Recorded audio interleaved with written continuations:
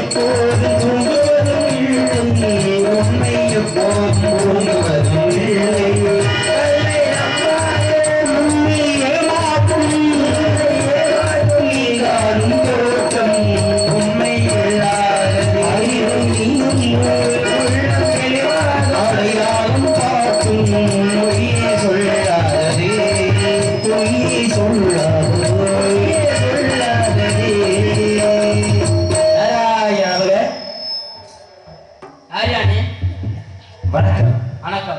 நலமாக இருக்கிறீர்களா? நலமாக இருக்கிறோம். நீங்க யாரு? நீங்கள் யார் என்று தெரிந்து கொள்ளலாமா? நீங்க யாரு இந்த இடத்துக்கு? ஏன் நீ யாரியா? நீ யாரியா முதல்ல? நீ யாருன்னு சொன்னா உங்க ஒப்பிட்டு முதல் குறைஞ்சு போயிருமா? நீ யாருன்னு சொன்னா உங்க மாதம் முதல் குறைஞ்சு போயிருமா? அப்படியா? ஏய் யாரியா நீ? நீ யாரியா? சத்தமெல்லாம் பயங்கரமா இருக்கு. பெரிய ஆளாதான் இருக்கீங்க போல. ஆமாயா, வாத்தியாரு நம்ம வாத்தியாரு. ஓஹோ ஆமா, விவரம் தெரிஞ்ச ஆளா இருப்பீங்க போலயே. ஆமா, விவரம் தெரிஞ்ச ஆளுங்க. சரி, யாரு நீங்கன்னு கேட்டேன்.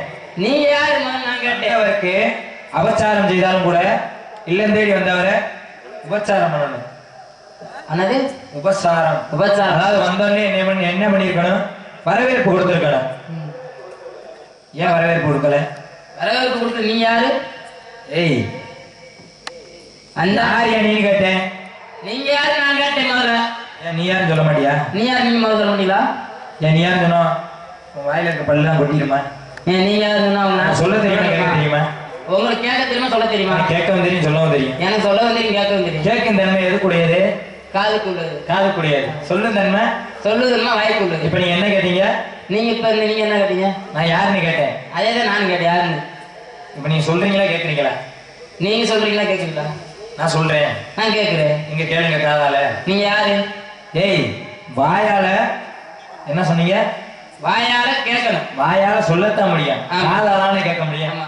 காதால கேளு யாருன்னு நான் சொல்றேன். அது எப்படிங்க காதால கேட்க? நீதானே சொன்ன. ஏப்ப அவர்தான் சொன்னாரு. வாயால சொல்றத காதால கேட்கணும். அதான் காதாலான்னு கேட்கணும். இப்ப நீங்க என்ன சொன்னீங்க? நான் கேட்கிறேன் நீங்க சொல்லுங்க. நீங்க அதான் காதால கேளுங்க. நான் யாருன்னு சொல்றேன். அது சொல்லுங்க கேட்கிறேன். கேளியா? அதே கேட்கிறேன். காதால கேளியா? நான் சொல்றேன் நீ காதால கேளியா? சரி, அது ஒரு கரெக்டா. அறிவாளியா இருப்பீங்க போலியே. ஆமா ஆமா. என்ன பேசினாலும் பேசுவீங்களா? எல்லாம் பேசலாம். புராணம் பேசுனா புராணம் பேசலாம். இதிகாசம் பேசு. 10 பாட்டு எல்லாமே எல்லாம் பேசுவீங்க. எல்லாமே பழமொழி எல்லாம் பேசு. எல்லாம் பேசினா பேசுவீங்க. இங்க பேசுவோமா?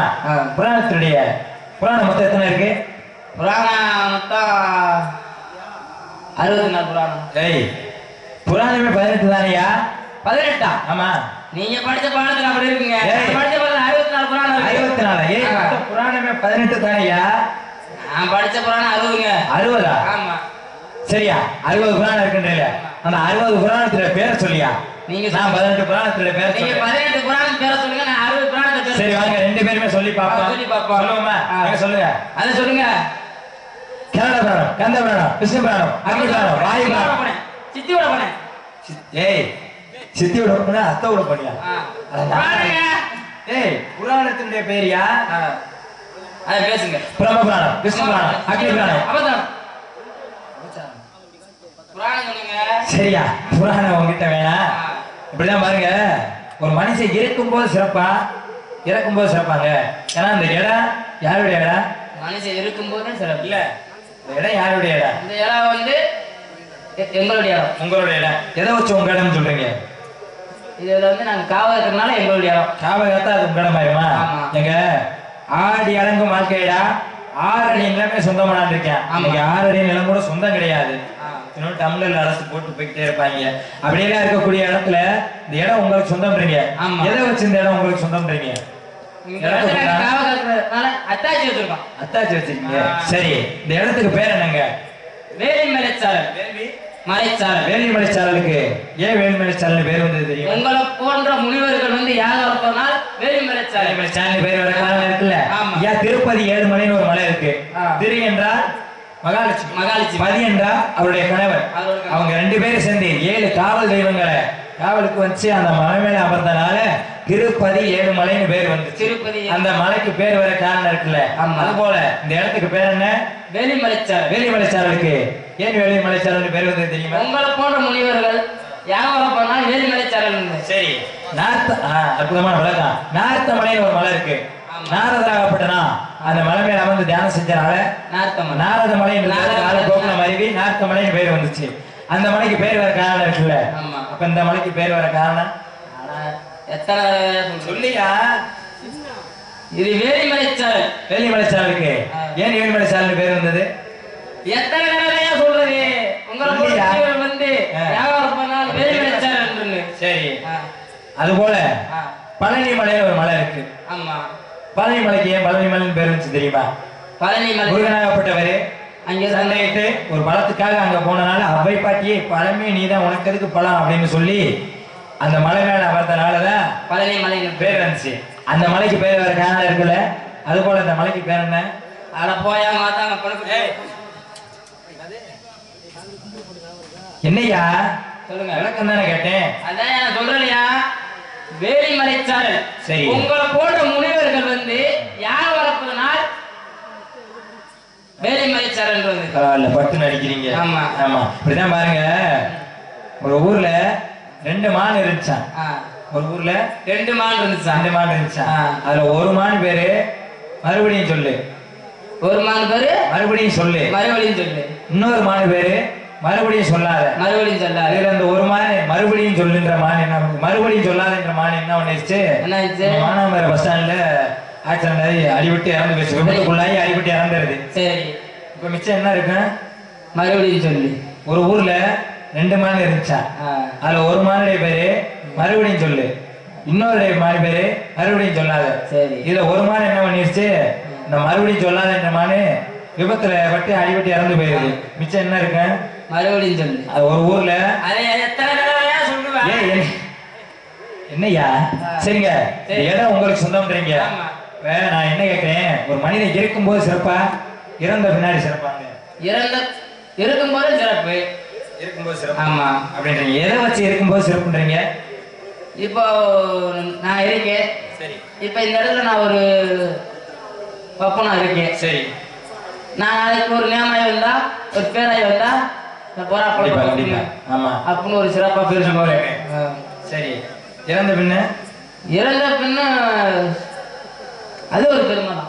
ஆமா, ஏன்னா அது மாதிரி ஒரு மனுஷன் இருந்தா நல்ல மனுஷனப்பா, அடாடா அவன் மாதிரி மனுஷன் கிடைக்காது அப்படின்னு இருந்ததை விட இறக்குற கட்டிதான் இறக்கும் போதுதான் உங்களுடைய சிறப்பு தெரியும் அப்படின்றீங்க. நான் என்ன சொல்றேன், இறந்ததுக்கு பின்னாடி ஒருத்தர் சிறப்பு அடைஞ்சான். எப்படி அப்படின்னு கேட்டீங்கன்னா, எப்படி நாரதராகப்பட்டனா ஒரு மணியா ஆற்றங்கரை வழியா வந்துகிட்டு இருக்கேன். சரி, இந்த மணி ஒரு ஆத்து பகுதியில வரும்பொழுது பாத்தீங்கன்னா அந்த மனிதனுடைய மண்டை ஓடாகப்பட்டதை பாக்குறேன். கடல் அலையில கடற்கரை ஓரமா வரும்போது பாத்துக்கிட்டு இருக்கேன். இந்த கடல் அலை என்ன பண்ணுது பாத்தீங்கன்னா, இந்த மண்டை ஓடாகப்பட்டதை உள்ள இழுத்து வெளியே தள்ளியுமா அப்படியே நடந்துகிட்டு இருக்கு. இத பார்த்த என் மனசுக்குள்ள ஒரு கேள்வி, எல்லாம் மனுஷன் இருக்கும் போது அலைஞ்சே சாகுறியா, செத்த பின்னாவது நிம்மதியா இருப்பான்னு பார்த்தோம்னா அப்பயே உனக்கு அந்த அலைச்சலுக்கு தாங்க முடியலையே அப்படின்னு எனக்குள்ள ஒரு கேள்வி. சரி, உடனே பக்கத்துல போய் அந்த மண்டை ஓடாகப்பட்டதை என் கையில் எடுத்து பாக்குறேன். அந்த மண்டை ஓட்டுல என்ன எழுதிருச்சு அப்படின்னு பாத்தீங்கன்னா, இந்த மனிதன் பிறக்கும் போது வறுமையிலே பிறந்து வாழும் போது வறுமையிலே வாழ்ந்து இறக்கும் போது வறுமையிலே இறந்துருவேன். இறந்ததுக்கு பின்னாடி தாண்டா அவனுக்கு சிறப்புன்னு எழுதிருந்துச்சு. எனக்கு ஒரு சந்தேகம், ஏன்னா மனுஷன் செத்து போயிட்டானா அவனுக்கு என்னடா சிறப்பு இருக்க போது, அவன் எங்கிட்ட போய் நல்லபடியா வாழ முடியும் அப்படின்னு ஒரு கேள்வி எனக்குள்ள இருந்துச்சு. உடனே நான் அந்த மண்டை ஓடாகப்பட்டதை எடுத்துக்கிட்டு எங்க போறேன்? சத்தியோலோகம் போறேன். சத்தியோலோகத்துக்கு போறேன். போய் என்னுடைய தந்தை பிரம்மனை வணங்கிட்டு, எப்பா இந்த மண்டை ஓடாகப்பட்டது தெரியுதா, ஞாபகம் இருக்கா, இதுல என்ன எழுதியிருக்கு? எப்பா நான் எழுதின தலையெழுத்த நீ என்கிட்டே காட்டுறியா, அதுல என்ன எழுதியிருக்குன்னு அச்சு பிசாம சொல்றேன் கேளு அப்படின்னு சொல்றாரு. என்ன எழுதியிருக்கு அப்படின்னு கேட்டீங்கன்னா, மனுஷன் பிறக்கும் போது வறுமையிலே பிறந்து வாழும் போது வறுமையிலே வாழ்ந்து சாகும் போது வறுமையிலே செத்ததுக்கு அப்புறம் தானே அவனுக்கு சிறப்பு எழுதியிருக்கு. இதுல என்னடா இருக்கு ஆச்சரியம் அப்படின்னு கேட்டாரு. அதுதான்ப்ப எனக்குள்ள ஒரு கேள்வி, ஒரு மனுஷன் செத்ததுக்கு பின்னாடி எப்படி சிறப்படைவான் அப்படின்னு. நாரதா, இன்னமும் உனக்கு புரியல, உலகம் அதாவது 14 உலகம் சுத்தி வரக்கூடிய ஒரு பிரம்மச்சாரிணி, அது மட்டும் இல்ல மகாலட்சுமியுடைய அந்த புறத்துக்கே யாரு அனுமதியும் இல்லாம போய் வரக்கூடிய ஒரு முனிமணி. சரி, உன்னுடைய கையால அப்படியே உன்னுடைய கையால அந்த மண்டவோட எடுத்தது ஒரு சிறப்பு. இரண்டாவது எந்த ஒரு மனிதனுடைய உடலுமே பூமியிலே பிறந்து பூமியிலே வாழ்ந்து பூமியிலே மறைஞ்சிடும் மனிதனுடைய உடல் பாகங்கள். ஆமா. ஆனா எந்த ஒரு மனிதனுடைய உடல் பாகமே இன்ன வரைக்கும் மேலோகம் வந்தது கிடையாது. ஆத்மா மட்டும்தான் மேல வரும். ஆமா. அவனுடைய உடல் உறுப்புகள் பூரா மண்ணிலே புதஞ்சு மண்ணிலே வாழ்ந்து மண்ணிலே அழிஞ்சிடும். அப்படியே இந்த மண்டவோட ஆகப்பட்டது சத்தியோலோகம் வரைக்கும் வந்திருக்கு. அது ஒரு சிறப்பு. மூணாவது, இந்த தலையெழுத்தை எழுதினவேனா ஏன் கையாலே அதனுடைய என்ன எழுதிருக்கின்றத படிக்க வச்சுட்டேன். இது ஒரு சிறப்பு. நாலாவது ஒரு சிறப்பு இருக்கு. இதுதான் முக்கியமான சிறப்பு. என்ன அப்படின்னு கேட்டீங்கன்னா, இனிமே இந்த மனிதனுக்கு மறுபிறவின்ற ஒரு சிறப்பு கிடையாது. இதுக்கு மினிமம் ஒரு மனுஷனுக்கு சிறப்பு வேணும். ஒரு மனிதன் நன்றி கைதட்டி அன்பு சொந்தத்துக்கு எந்த கிடைக்கும் நன்றி. ஏன் சொல்றேன் அப்படின்னு கேட்டீங்கன்னா, யாருக்கு எந்த அளவுக்கு சொந்தம் கிடையாதுங்க. அதனால சொல்ல வரேன். சரி, இவ்வளவு வேகமா பேசுறீங்களே. நான் யாரு தெரியுமா? அதான் நீங்க யாரு எனக்கு தெரியுமே. தெரியுமா? நீங்க சொல்லுங்க பாப்பா. அந்த மானாமர சமயக்காரர் மாஸ்டர் நீங்க தானே? மானாமர சமயக்காரர். ஆமா. இந்த கரண்டி வச்சிருக்கீங்களா? இது உங்களோட கரண்டியா? ஏய், நான் யாருன்னு தெரியுமா? முத அபிஷேக பிரியா சிவா, அலங்கார பிரியா விஷ்ணு, தோத்திர பிரியா சூர்யா, கனி பிரியா கந்தா, நரகர பிரியா. நீங்க யாருன்னு கேட்டா நான் அவசர போனி. ஏய், அப்படி சொல்லக்கூடாது. மண்டைய வச்சு மண்டைய. நீங்க யாரு எனக்கு தெரியும். ஏய், அபிஷேக பிரியன் சிவன்யா, அலங்கார பிரியா விஷ்ணு, பெயர் நாமங்கள் இதெல்லாம். ஆமா. இப்ப நீ மானாமர வந்த. ஆமா. மதுரையில இருந்து. ஆமா. எப்படி வந்த? நான் பசங்க. அதான் எந்தெந்த ஊர் வந்து வந்தீங்க? நான் திருப்போனா, திருப்பதி. சரி. லாடனந்த. சரி. அதெல்லாம் வந்தீங்க இல்லையா? இப்போ ஒரு ஊருக்கு போறோம்னா ஒரு வழித்தடை இருந்தாதான் போக முடியும். ஆமா. அது போல என்னுடைய பெயர் நாமத்தை சொல்றதுக்கு முன்னாடி இதெல்லாம் சொன்னாதான் உங்களுக்கு விளங்குன்ற காரணத்தினால சொல்றேன். சரி. அடியன் கலகப்பிரியன் நாரதர். நாரதரா? ஆமா. நாரதரா நீங்க? நாரதர் நான் தான்யா. இன்னைக்கு தேவை உயிரோட பாத்து. என்னையா சொல்ற? ஆமா, இது வரைக்கும் போட்டாதான் பாத்துருக்கேன். அப்படி சொல்லியா? இன்னைக்கு தான் உயிரோட பாக்குறேன்னா அப்புறம் தான் எங்க உங்களுக்கு கல்யாணம் ஆசை எதுவும் இல்லையா? இல்லையா? இல்லையா? மூணையுமே அறுத்துட்டேன். ஆமா, எப்படி இருக்கேன்? ஏயா ஒட்ட வச்சாருக்காங்க. ஏய், எதையா சொல்ற? உங்க ஆசையும் வெறுத்துட்டேன். மண்ணாசை, பொன்னாசை, பெண்ணாசை என்று சொல்லக்கூடிய 3 ஆசையும் வெறுத்தவன். 3 ஆசையை வெறுத்துட்டீங்க? ஆமா. என்னுடைய தந்தை யார் தெரியுமா? முட்டோட இல்ல. ஆசை இல்லையா? என்னுடைய தந்தை யார் தெரியுமா? யாரு? பிரம்மா. பிரம்மா? ஆமா. அட பிரம்மா மேனா நீங்க? பிரம்மனுடைய புதல்வன். அட எனக்கு தெரியுமாப்பா பிரம்ம. என்னையா சொல்ற?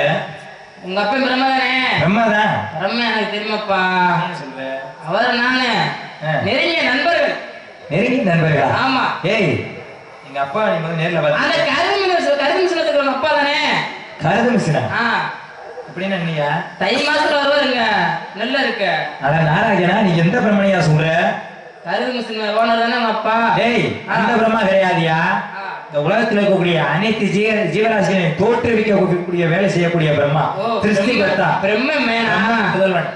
இந்த உலகத்துல இருக்க எல்லாத்தையும் படிச்சது எங்க அப்பா தான். உங்க அப்பா தான். அப்ப என்ன படிச்சது? விண்ண படிச்சது எங்க அப்பா. மண்ணை படிச்சது எங்க அப்பா. சரி. உன்னை படிச்சது எங்க அப்பா. அப்ப எங்க என்ன படிச்சது எங்க அப்பா.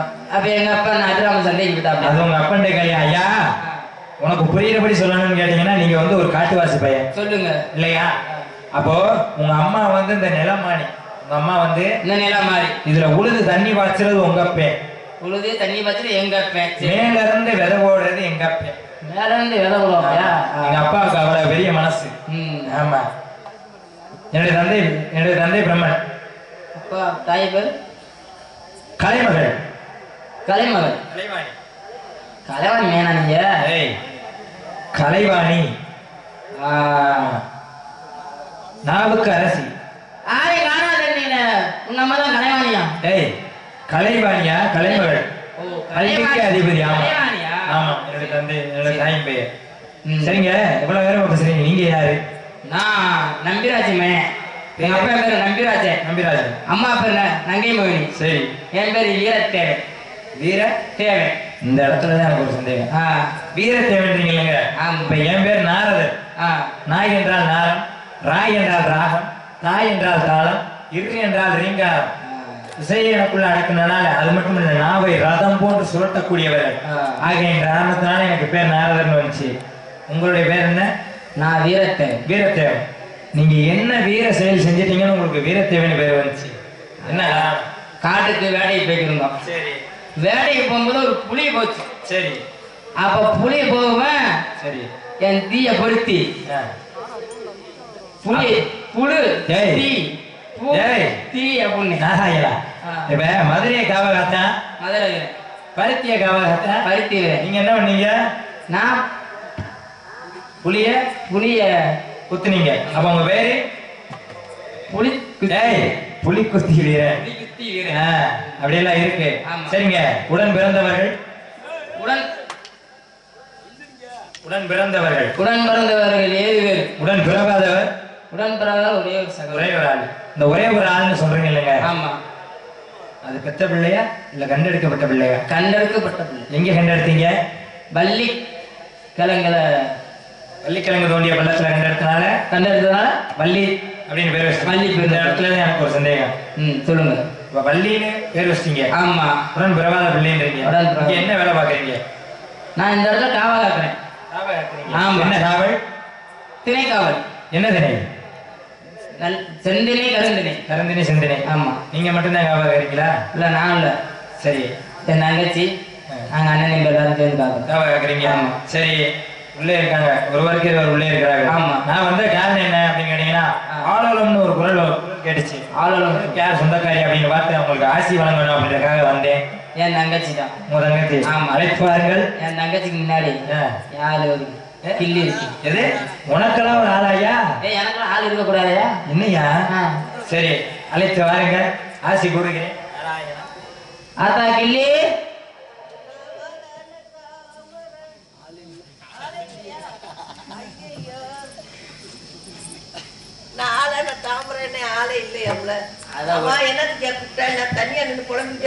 அது ஒண்ணும் இல்ல. நம்ம இடத்துக்கு அவர் வந்திருக்காரு. சாமியாரா? நாரதர் முனிவர் அவரு. உங்களை பார்க்க வந்தாராம். என்ன பார்க்கவா? ஆமா. சரி, நீ பாத்தியா? உங்களுக்கு செய்ய ஆசீர்வாதம் செய்யறதுக்கு. நீ வாங்கிட்டியா? நான் வாங்கிக்கிட்டேன். புரிஞ்சு வாங்கியா உட்காந்து வாங்கியா? நான் நிமிந்துட்டேன். நிமிந்து வாங்கியா? ஓஹோ, நிமிந்து ஆசீர்வாதம் கொடுத்துருக்காரு. சரி, என்ன ஆசீர்வதிக்கணுங்கிறாரு? ஆமா. ஆமையா எதுல வந்தாரு? அவரு காத்து மூலமா வந்தாராம். காத்து கொண்டு அடிச்சு தட்டி. ஓஹோ, நாங்க மேல ஆளு ரொம்ப வந்து நின்றுக்காப்ல. காத்து வாக்க வந்துட்டாப்ல. ஓ, அவர் நிக்கிற பார்த்து காத்தாக்க வந்தாரு. இம்புடிதான் இருப்பாப்ல. உள்ளதானா? சரி சரி சரி, ஆசீர்வாதம் அவரு கூப்பிடுறேன். சாமி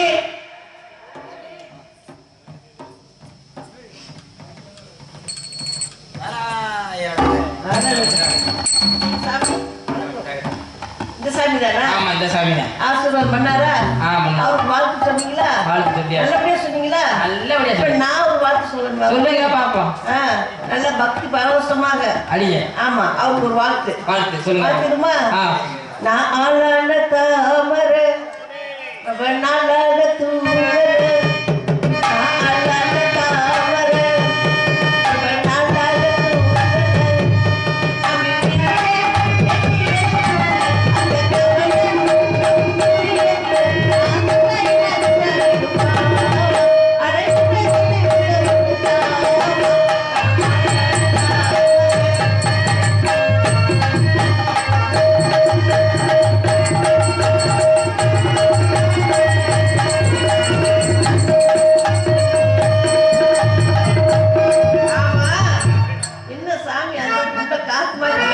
பிரம்மச்சாரி. ஓ, பிரம்மச்சாரியா? ஐயோ, பிரம்மச்சாரி பிரம்மச்சாரி.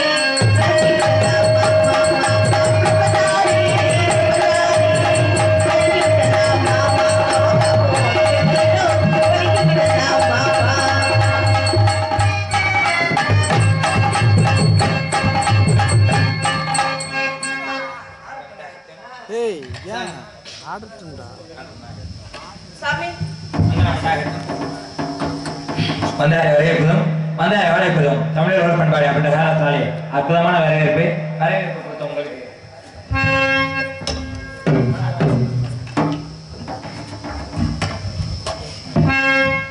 ஆசைப்பட்டு பார்த்தா இவரான பொண்ணு ஆசைப்படி புருஷ வரட்டு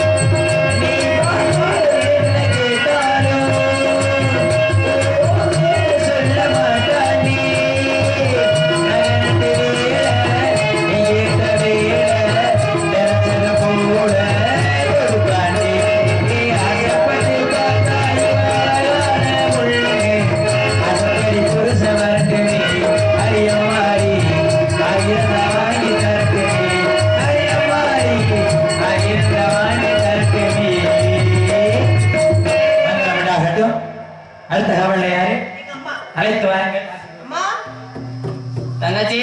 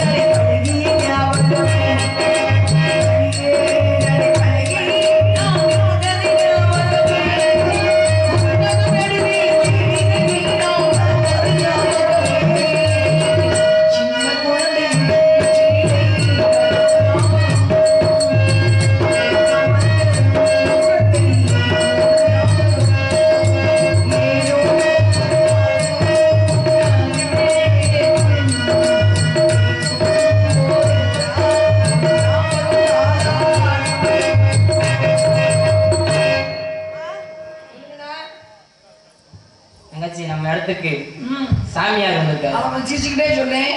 சாமியார் வந்திருக்காரு. என்ன விஷயமா வந்திருக்காரு? நமக்கு உடம்பு இல்லாம பார்த்துட்டு வந்திருக்காரா? இல்ல நமக்கு எல்லாம் ஆசீர்வதிச்சிருக்காரு. ஏன் அங்கிருந்து வந்து ஆசீர்வாதம் பண்ணணுமா? அங்கிருந்து பண்ண மாட்டாராமா? அங்கிருந்து பண்ண மாட்டாரா?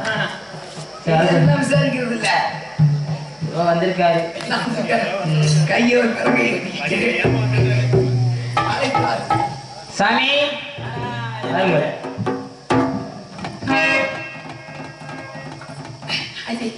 போயிட்டு வா.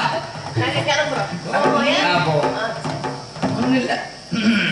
புண்ணிய நீ ஒரு வாகிய முனியே புடத்தில்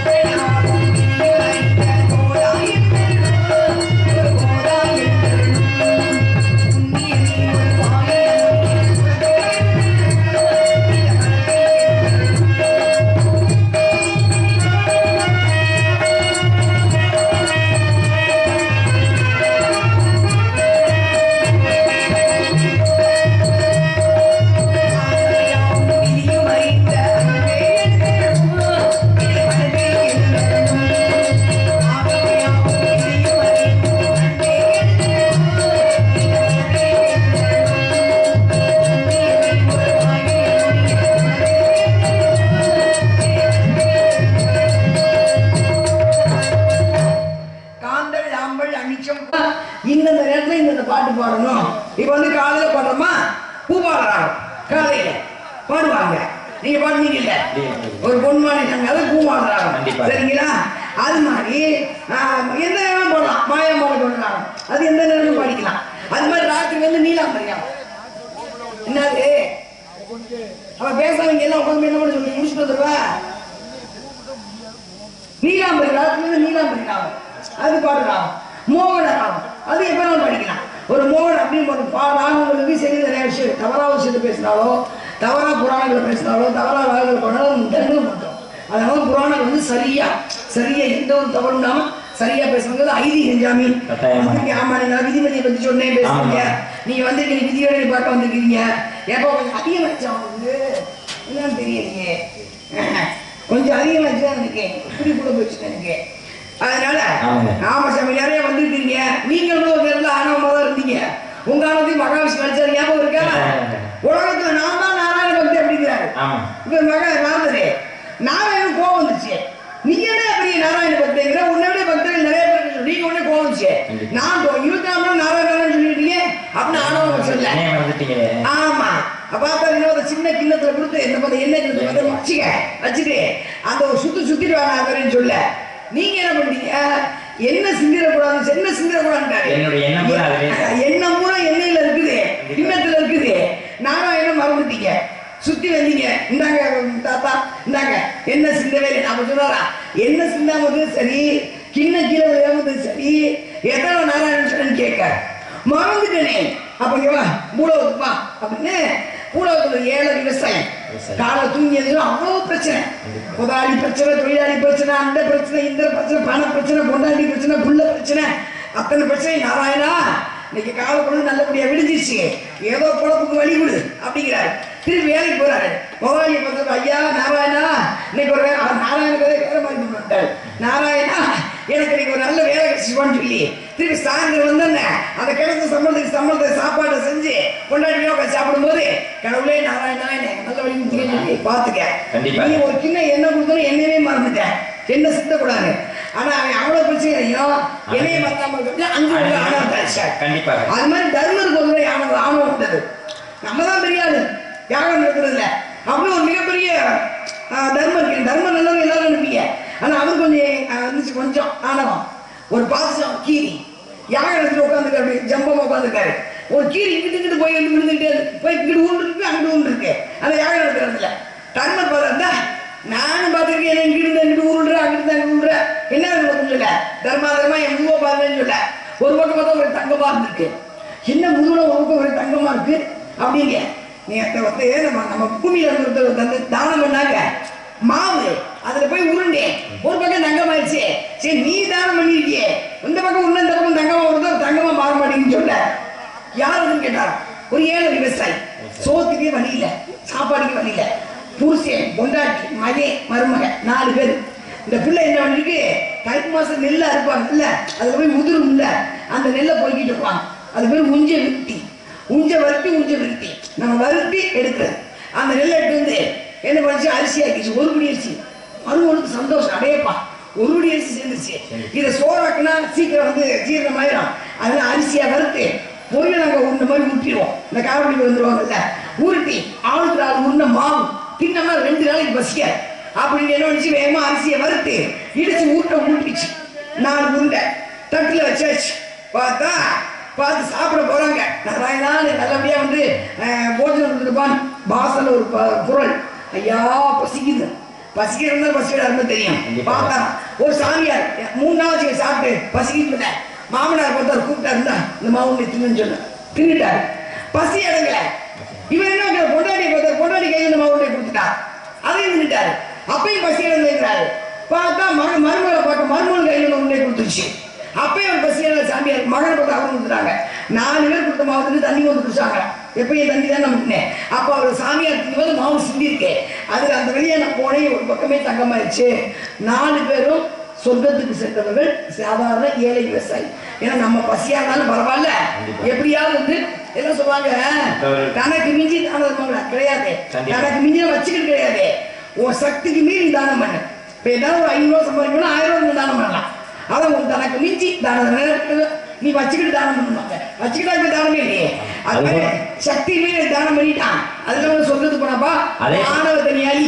அதே போல பரதநாகப்பட்டனுடைய ஆணவத்தையும் ராமபிரானப்பட்டவர் அழிச்சார் இல்லையா? ஏன் அப்படின்னு பாத்தீங்கன்னா, பரதன் என்ன பண்றான், ராமாயண காவியத்துல பரதன் நினைச்சிருந்தான்னா அவன் பாதரட்சை, ராமபிரானுடைய பாதரட்சை எப்படி வேணா கொண்டு போயிருக்கலாம். ஒரு ரதத்தை வச்சு கொண்டு போயிருக்கலாம், இல்ல தான் கூட வந்த தன்னுடைய தம்பி சத்ருகனோட தலையில வச்சு கொண்டு போயிருக்கலாம். ஆனா பரதன் தன்னுடைய தலையில அந்த பாதரட்சை சுமந்து போக காரணம் என்ன அப்படின்னு கேட்டீங்கன்னா, முன்பொரு சமயம் மகாவிஷ்ணுவாகப்பட்டவர் ராமபிரான அவதாரம் எடுக்கக்கூடிய வேலையில இந்த பாதரட்சையை பார்த்து தன்னுடைய கையில இருந்த சங்கு சக்கரம் கேள்வி பண்ணிச்சான். எப்படி, டேய் நாங்கெல்லாம் மேல இருக்கோம்டா, எம்பெருமான் படுத்திருந்தாலும் சரி உட்கார்ந்து இருந்தாலும் சரி எங்கள் என்னைக்குமே மேல தானே வச்சிருக்காரு. ஆனா உன் நிலைமையை பார்த்தியா, எப்பயுமே உன்னை காலு கீழே தான் போட்டு வச்சிருக்காரு, உன்னால மேலேயே வர முடியாதா அப்படின்னு சொல்லி கிண்டல் பண்ணிச்சான். உடனே இந்த பாதரட்சை இதை போய் எம்பெருமான் சொல்லி மனம் வருத்தப்படுது. அப்ப மகாவிஷ்ணு என்ன பண்ணிடுறாரு, அப்படியா சரி கொஞ்சம் பொறு, ராமனை நான் அவதரிக்க போறேன். அப்போ அந்த சங்கை சக்கரத்தையும் அவதரிச்சு யார் உன்னை அவமானப்படுத்தினாங்களோ அவங்களுடைய தலைமையிலே உன்னை தூக்கி வைக்கிறேன். அப்படின்னு சொல்லிடுறாரு. அவர் சொன்னது போல ராமபிரான் வந்து மகாவிஷ்ணுவாப்பட்டர் ராமபிரான் அவதாரம் எடுத்துறாரு. மகாலட்சுமி சீதை அவதாரம் எடுத்துறாங்க. சங்காகப்பட்டது பரதன் அவதாரம் எடுத்துருது. சக்கரமாகப்பட்டது சத்ருகன் அவதாரம் எடுத்துருது. இந்த பாதரட்சை மட்டும் பார்த்தீங்கன்னா அதே பாதரட்சை அவதாரம் எடுத்துருது. அப்படி போகக்கூடிய வேலையில வனவாசம் போறாங்க. நான் அண்ணன் இல்லாம இந்த நாட்டை ஆண்டோம்னா நம்மள அந்த நாட்டு மக்கள்லாம் ஒரு மாதிரியா பேசிடுவாங்களே அப்படின்றக்காக தன்னுடைய பாதரட்சியை தன்னுடைய அண்ணனுடைய பாதரட்சியவாது வாங்கிட்டு வந்து நம்ம ஆட்சியை நடத்துவோம் அப்படின்றக்காக பாதரட்சியை வாங்க போறாரு. அப்ப அந்த பாதரட்சியை வாங்க போன பரதை யாருன்னு பாத்தீங்கன்னா அந்த கேலி செஞ்ச சங்காகப்பட்டது. அதனாலதான் அந்த பரதனுடைய ஆணவத்தை அழிக்கணும் அப்படின்றக்காக இது வந்து மக்களுக்காக சொல்லப்பட்ட விஷயம்.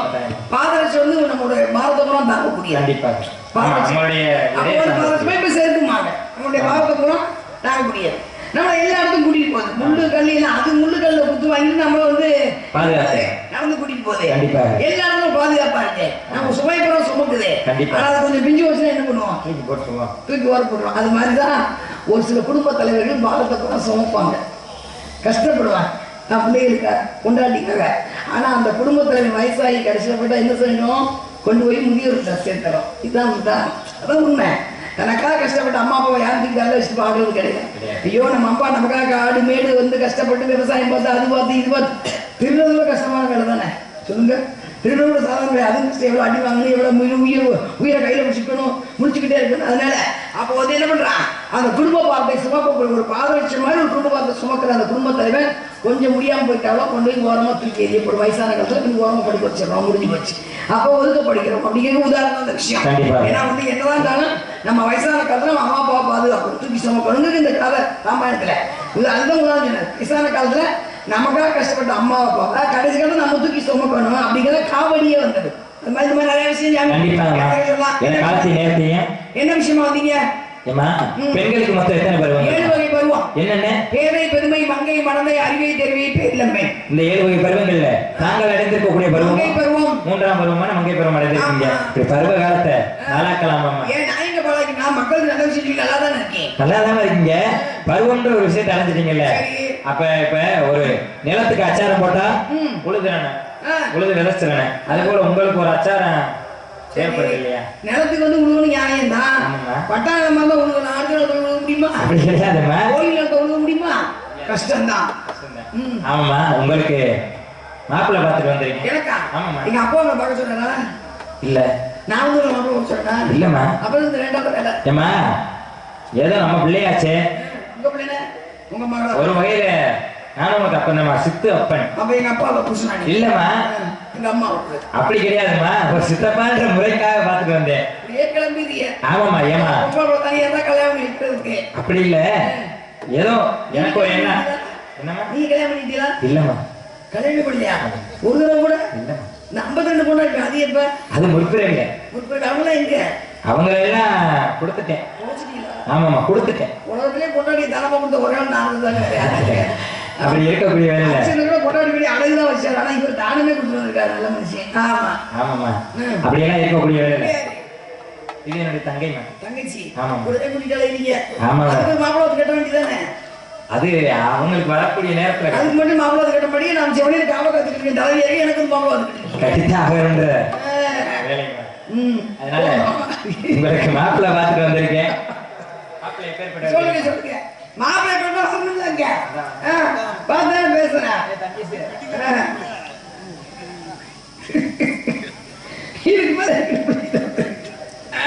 கட்டிக்க மாட்டேன். என்ன பண்ணீங்க? ஏமா கட்டித்தான் ஆகணும் நீங்க. இல்ல மாப்பிள்ளை வந்து உங்களுக்கு பிடிச்சிருந்தாலும் சரி சரி பிடிக்காட்டாலும் சரி நீங்க கட்டித்தான். அப்படிலாம் சொல்ல முடியாது. நானா மனசு மாப்பிள்ளை கிட்ட பிடிச்சாலும் சத்தம் போடுறீங்க. போனா போயிடும் நீங்க வச்சு பேசிக்கிட்டீங்க உங்களை. சரிங்களா? நானே கட்ட முடியாது. அப்ப மாப்பிள்ளை கட்டிக்க மாட்டீங்களா? வேண்டாமே. மாப்பிள்ளைக்கு சிறப்பா சொல்றேன். கேட்டுட்டே கட்டிக்கங்க. எப்படிதான் சிறப்பான சொல்லுங்க பாப்போம். எங்க இருக்காரு மாப்பிள்ளை? அவரு மேல என்ன உயர்ந்த இடத்துல. உயர்ந்த சொல்லுங்க. ஒரு இடம்னா மலை மேல இருக்காருமா. எந்த மலை மேல இருக்காரு? அவருக்கு இல்லாத மலையே இல்ல. ஒரு மலையோட போயிருக்கீங்க. கொண்டு இருக்க இடம்ல அவர் இருப்பாரு. முக்கியமான மலையை சொல்லுங்களேன். முக்கியமான மலைன்னு கேட்டீங்கன்னா பழனி மலையில இருக்காரு. இருக்காரா? சுரண்டி எடுத்துல கேள்விப்பட்டேன். சுரண்டியாச்சு. அப்படி வேலையில முருகன் இருக்காரா பழனியில? சுத்தமா சொல்லிட்டாங்கன்னு கேள்விப்பட்டேனே. அதெல்லாம் இருந்தாலும் கூட மாப்பிள்ளை எப்பேற்பட்டவர் அப்படின்னு கேட்டீங்கன்னா சொல்லுங்க சொல்லுங்க. அவ பிடிக்க வளர்க்கும்.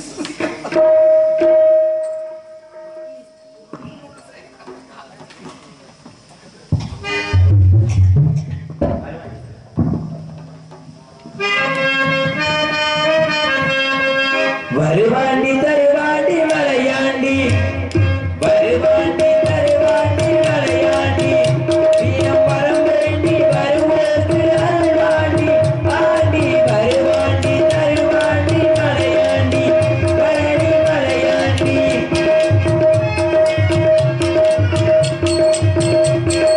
வருவாண்டி தருவாண்டி மலையாண்டி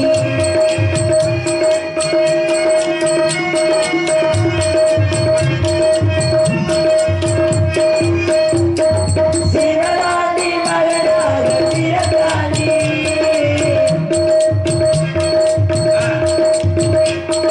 சிவராண்டி மகனாக பிறந்தாண்டி அன்று சினம் கொண்டு மலையேறி அமர்ந்தாண்டி அங்கு சினம் கொண்டு மலையேறி அமர்ந்தாண்டி நவலோக வழியாக நின்றாண்டி நவலோக வழியாக நின்றாண்டி எல்லாம் நடமாடும் ஒரு தெய்வம் அவன்தாண்டி வருவாண்டி தருவாண்டி மலையாண்டி பழனி மலையாண்டி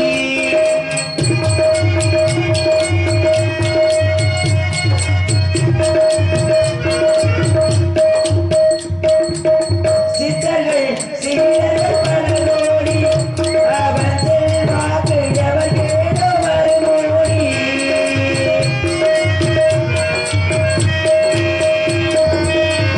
சித்தர்கள் பலரோடி அவன் செல்வாக்கு எவர் கேடோ மறுமோடி நூலின் செல்வாக்கு எவர் கேடோ மறுமோடி சித்தர்கள் சீடர்கள் பலரோடி பலகோடி செல்வாக்கு எவர் கேடோ மறுமோடி பக்தர்களுடன் தேடி பலகோடி பலகோடி பக்தர்களுடன் தேடி பலகோடி அவன் தாண்டி மலையாண்டி தாண்டி தருவாண்டி மலையாண்டி மலையாண்டி மலையாண்டி பழனி மலையாண்டி கந்தன் கருப்பன் கார்த்திகேயன் திருத்தணிநாதன் அந்த சிங்கார மேலத்தாமா உங்க மாப்பிள்ளைய கல்யாணம் நிக்கிற அபிப்பிராயமே இல்ல. ஏமா என்ன காரணம் நான் பாட்டு சொன்னேன். ஏன் என்னன்னு காரணம் தெரிஞ்சுக்கலாம் காரணம் கோச்சுக்க மாட்டீங்கல்ல. சொல்ல மாட்டேன்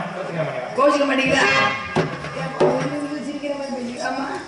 ஆமா இருப்பா கொஞ்சம். இப்ப மகாவிஷ்ணு ராமாவதாரம் எடுத்தாரு. ஆமாமா மனுஷனா தான் பிறந்தாரு. கண்டிப்பா. ராமன் மனுஷன் தானே. ஆமா. மகாவிஷ்ணு சீதா அவதாரம் எடுத்தாங்க. கண்டிப்பா. அப்ப புருஷன் பொண்டாடி பத்தி புருஷன் தெரியும்ல. ஆமா. சீதா பத்தி ராவணன் தெரியும்ல. தெரியும். எந்த இடத்துல போனா என் பொண்டாடி தப்பு பண்ணணும் தெரியும்ல. கண்டிப்பா. தூக்கிட்டு போனது ராவணன். சரி. கொண்டு வச்சுட்டா ஒண்ணுமே பண்ணல. ஆமா. இவர் ஒண்ணு திருப்பி கூட்டிட்டு வந்துட்டாருல. கண்டிப்பா. அப்ப எவனோ ஒரு ரோட்ல போன பிக்காய் என்ன உங்களை சொல்ல சரிங்கம்மா. பாவம் நீங்க வேற அவன் பாட்டு ஏயா நான் என்ன ராமனா கோஷம் என்ன ஒரே காந்துக்காக அந்த அம்மா தீக்குடி சொன்னார்ல. ஆமா. அதாவது பொண்டாட்டி பத்தி புருஷன் தெரியும், புருஷன் பத்தி பொண்டாட்டி தெரியணும். கண்டிப்பா. தீக்குடி அந்த அம்மா எவ்வளவு வேதனை பட்டிருக்கான். ஆமா. அது மாதிரி இப்ப நான் முருகனை கிளம்பி நீங்க பாப்பா பாட்டு வந்துட்டீங்க. முருகனை கல்யாணம் பண்றதுக்கா மனுஷனா மாறினான்னு வச்சுக்கோங்க. சரிங்க. நானும் அந்த மனுஷைய மாறிட்டேன். சரி. கல்யாணம் முடிஞ்சிருது. ஏற்கனவே முருகனுக்கு கல்யாணம் இருக்குல்ல ஆமா ஆயிடுச்சுல. கண்டிப்பா. கேள்விப்பட்டேன் தெய்வம் ஒரு அம்மா இருக்கா. ஆமா. அந்த அம்மா புள்ள இருக்கா இல்லையா? தெரியல யாருக்கு பிரச்சனை? அம்மா பிரச்சனை ஐயா பிரச்சனையா? என்னமா சரி, யாருக்கு ஒரு அவங்க பிரச்சனை? இச்சாசு ஆமா சரி விடுங்க. நான் வந்து காட்டுக்குள்ள இருக்க பிள்ளை. கண்டிப்பா. ஏதோ அந்த மூலிகை பொருளிய வச்சு ஏதோ வந்தன முருகன் ஒரு பிள்ளை சரி. வச்சுக்கோங்க. இந்த போன இந்த ராமாயணம் சொன்ன மாதிரி எவனோ ஒருத்தன் தெய்வானைக்கு முன்னாடி கல்யாணம் எப்படி நாள் ஆச்சு ஆமா. பிள்ளையே இல்ல. இந்த வள்ளி மட்டும் வந்தா போதும் வந்து சொல்லி ஒரு குச்சியை கொளுத்தி போட்டு போக உங்க அம்மா யாரு என்ன எவ்வளவு தீக்குள்ள இறங்க வச்சுட்டாருன்னா எனக்கு சரி. தேவையாது. நான் இல்லம்மா. கல்யாணம் பண்ணிக்க மாட்டேன். என்னப்பா சொல்றது? ஆமா ஆமான்னு சொல்லுங்க. அப்ப கடிக்க மாட்டீங்களா? மாட்டேன். நான் நாள் அல்ல அப்ப முருகனை கடிக்க முடியாது. மாட்டேன். அல்ல பகலும் இந்த அவஸ்தையை நினைத்து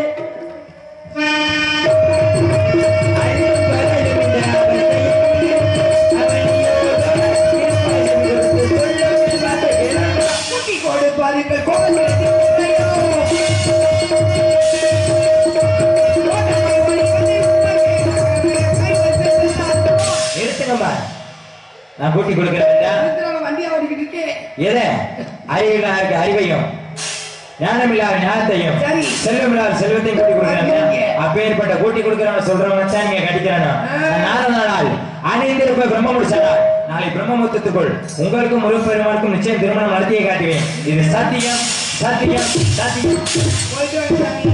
நான் தான் மனசுக்கு முன்ன கல்யாணம் பண்ணாலும் ஒரு வீட்டு சம்பளம். இல்லாட்டி இப்படியே பேங்க்கு கிளம்பிடுவேன்.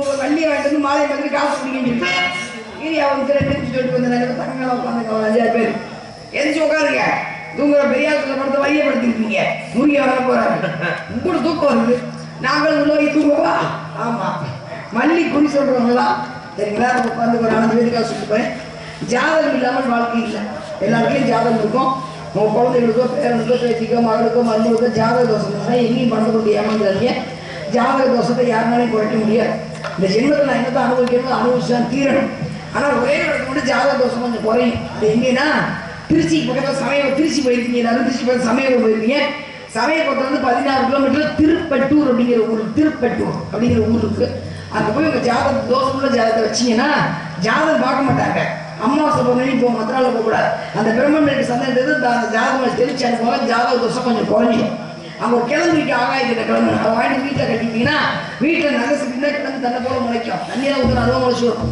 வீட்டில் கிட்ட சிக்கினா அழுகி கீழே வந்துடும் அப்புறம் துளைச்சி என்ன பிரச்சனை விழுந்து வச்சு அடுத்து வந்து கையில் வளைய இல்லாமல் வீட்டுக்கு நம்ம சொல்லுவோம் கையில் வளைய இல்லாமல் வீட்டுக்கு சோறு போடக்கூடாது இந்த கையில் பரிமாறவே கூடாது ரொம்ப ஸ்டைலாக எல்லாம் இந்த கையில் பரிமாறினாங்க இந்த நொட்டாங்கையில் பரிமாறினாலும் ஆயில் குறையும் வீட்டுக்காரர் சொல்லி வச்சுருங்க காலில் மெட்டியிலாமல் வீட்டுக்கார பக்கத்தில் படுத்து தூங்கக்கூடாது ஆண்கள் வந்து முடிஞ்ச வீட்டுக்குள்ள அரணா போட்டுக்கோங்க நல்லது சுக்கரன் தெரிஞ்சு இருக்கக்கூடிய சக்தி எவ்வளோ கொஞ்சம் அதிர்ஷ்டம் இருக்கும் இந்த மெட்டிக்கு அரணா இல்லாமல் இருந்தீங்கன்னா கொஞ்சம் அதிர்ஷ்டம் குறையும் அது ஒன்று எந்த கோயிலுக்கு போகும்போது தர்மம் பண்ணி சாமி போகும்போது தர்மம் பண்ணி செல்வம் அங்கேயே தங்கிடும் வீட்டில் மொபைல் போட்ட பூ இருந்துச்சுன்னா அதோட மறுநாள் சாமி போனாங்க தேவி சக்தி வீட்டை விட்டு போயிடும் இன்னொரு முக்கியமான விஷயம் யாரோ நம்ம செய்தி செஞ்சு வச்சுட்டாங்க வீட்டில் ஒரே பிரச்சனையா இருக்கு தூக்கம் வர மாட்டேங்குது வீட்டுக்கு போய் நடமாட்ட மாதிரி பயமா இருக்கேன்னு உங்களுக்கு தோணுச்சுன்னா நீங்களே பரிகாரம் பண்ணிக்கங்க வேற ஒண்ணு எங்கேயும் 1 நிமிஷம் பணத்துக்கு ஏமாந்துறாங்க யாரும் பண்ண மாட்டாங்க ஏமாத்திட்டு போயிடும் யானை 2 காலத்துல வந்து எருது மாடு